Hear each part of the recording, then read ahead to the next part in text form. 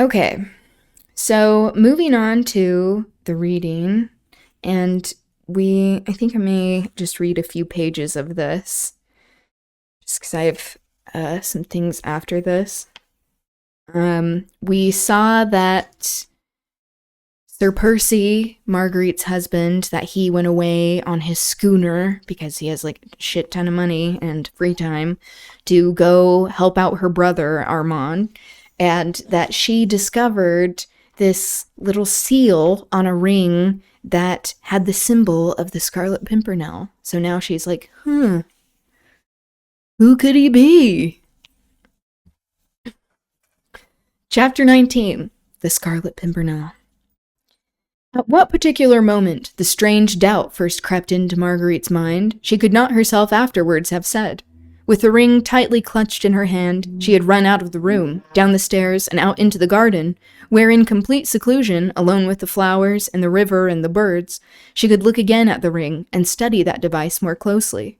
Stupidly, senselessly, now, sitting beneath the shade of an overhanging sycamore, she was looking at the plain gold shield with the star-shaped little flower engraved upon it. Bah! Bah! It was ridiculous. She was dreaming. Her nerves were overwrought, and she saw signs and mysteries in the most trivial coincidences. Had not everybody about town recently made a point of affecting the device of that mysterious and heroic Scarlet Pimpernel, even though it's like the exact same shape and size that she saw in these notes? She's not the brightest for being called the cleverest woman in Europe. According to whom? Did she not herself wear it embroidered on her gowns, set in gems and enamel in her hair? What was there strange in the fact that Sir Percy should have chosen to use the device as a seal ring? He might easily have done that. Yes, quite easily. Oh, getting a spam call. And besides, what connection could there be between her exquisite dandy of a husband? Same. I'm a dandy. With his fine clothes and refined, lazy ways, and the daring plotter who rescued French victims from beneath the very eyes of the leaders of a bloodthirsty revolution. French victims? Are they victims, though? Because it seems like they had been oppressing people for a very long time and hoarding wealth and using people for cheap labor and not giving them enough for their wages to actually let them eat.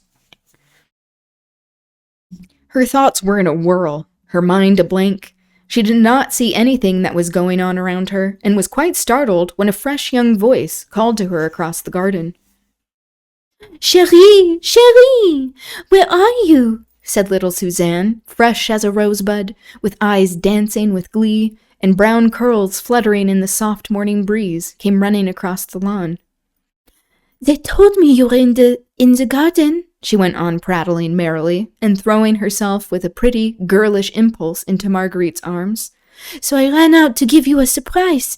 You did not expect me quite so soon, did you, my darling little Margot chérie?" Marguerite, who had hastily concealed the ring in the folds of her kerchief, tried to respond gaily.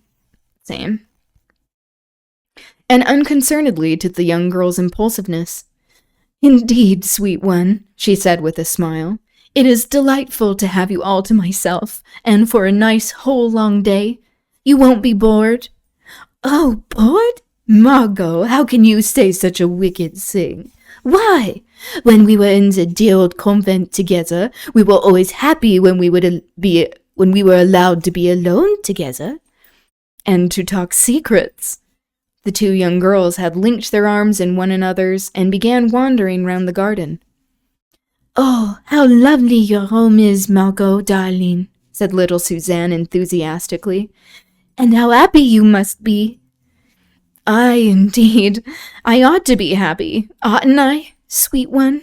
said Marguerite, with a wistful sigh.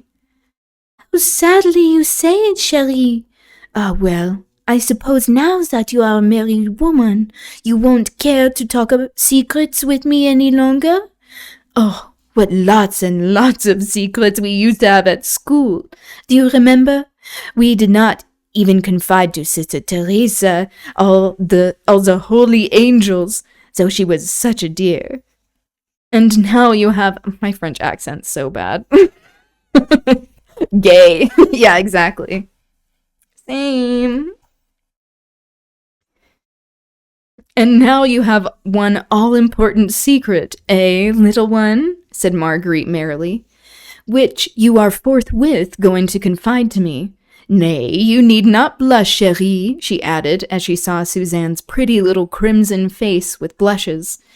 Faith, there's naught to be ashamed of. He is a noble and true man, and one to be proud of as a lover. Oh. And as a husband. How very French of them to lead with lover. Indeed, chérie, I am not ashamed, rejoined Suzanne softly, and it makes me very, very proud to hear you speak so well of him. I think maman will consent, she added thoughtfully, and I shall be oh so happy. But, of course, nothing is to be thought of until papa is safe. Papa, is probably how she would say it. Marguerite started. Suzanne's father, the Comte de Tournay, one of those whose life would be jeopardized if Chauvelin succeeded in establishing the identity of the Scarlet Pimpernel. She had understood all along from the Comtesse, and also from one or two of the members of the League, that their mysterious leader had pledged his honor to bring the fugitive Comte de Tournay safely out of France, whilst little Suzanne, unconscious of all, save her own all-important little secret, went prattling on. Marguerite's thoughts went back to the events of the past night.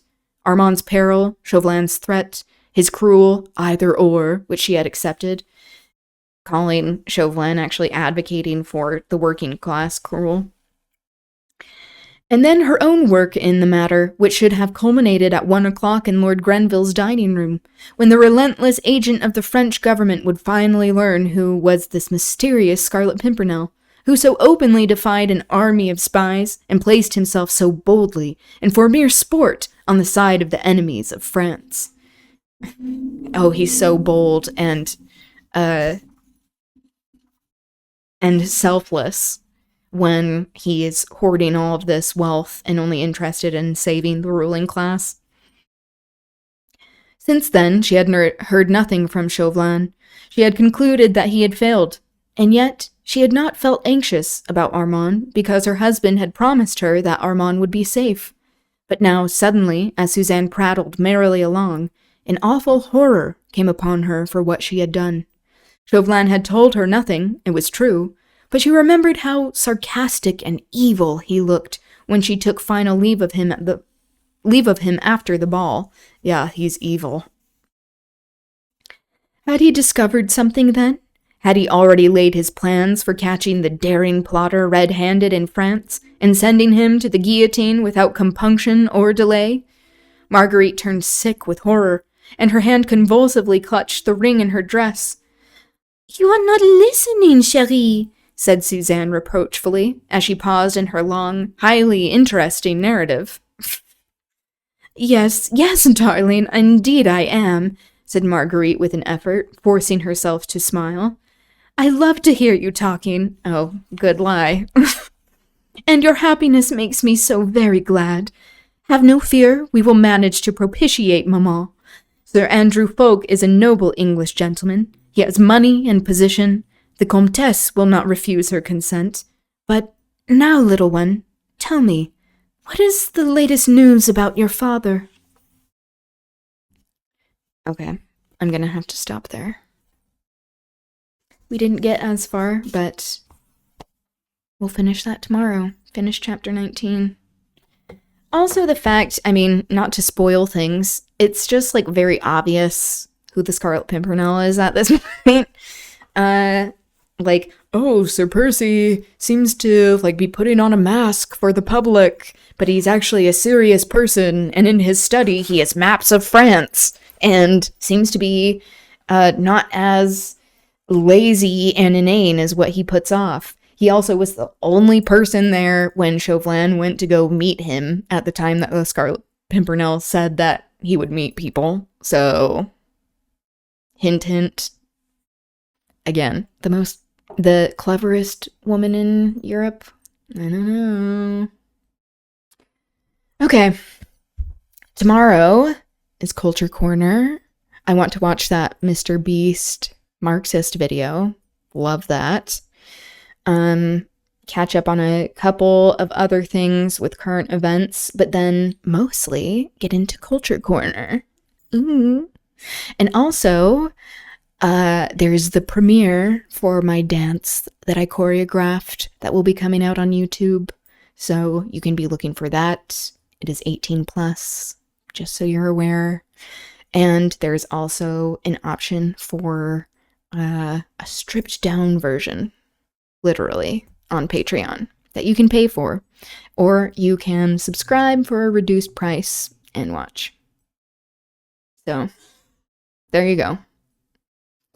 Again, I'm a little bit shy about it because I have not danced in this way for a very long time or choreographed something for a very long time, but you know, it's good for me to try things and I enjoy it. So, there's that. All right. Thank you for being here. It was good chatting with you all. I hope you have a good rest of your day, evening, and I'll see you tomorrow. Okay, bye.